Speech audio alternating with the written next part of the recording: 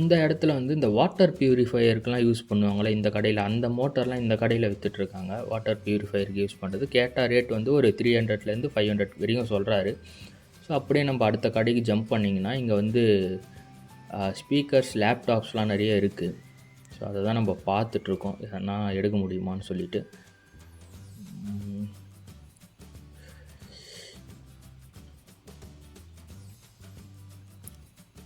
நீங்கள் பாருங்கள், எனக்கு எதுவும் தென்படலை. உங்களுக்கு எதனா தோணுச்சுன்னா சொல்லுங்கள்.